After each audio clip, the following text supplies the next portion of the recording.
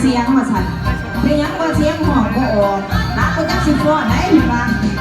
โยอย่างเงี้ยลูกโยโยเออ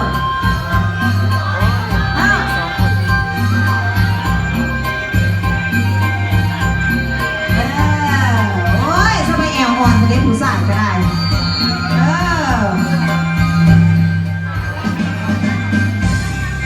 แววเสียงแคนเด็ดตาแหลมแตนดังมาสาดาวทั่วเส้นทางเสียงแคนเฮาดังมา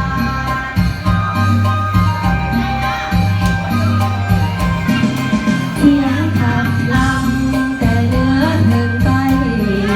เป่าแทนใส่เดียวประสานเพื่อนเดือนแจ้งดอกจำปาบานเข้าพากันเป่าแค่เดียวสาวโอ้แค่เล่าเก่าเท่าไรหัวใจเธอม่วนเหลือเกินก็เพิ่งเราไปหากินเสียงแม่น้อยใจ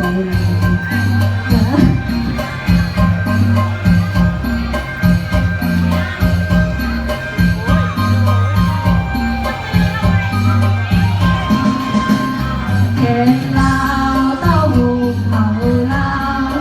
ลายส้มเขาหูแขกพร้อมส่งเสียงน้ำตาทั่วแดนเหมือนลูกแคนประสานเสียงกันเหมือนลูกแคนประสานเสียงกัน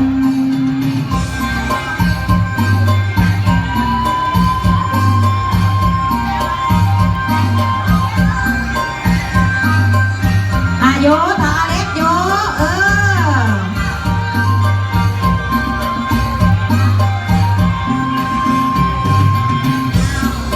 ใจหัวใจเกิน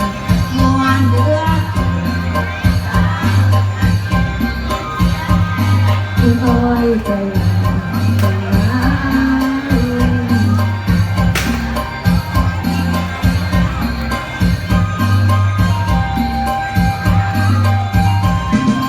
เต้าแค่ลาวเต้าหูเขา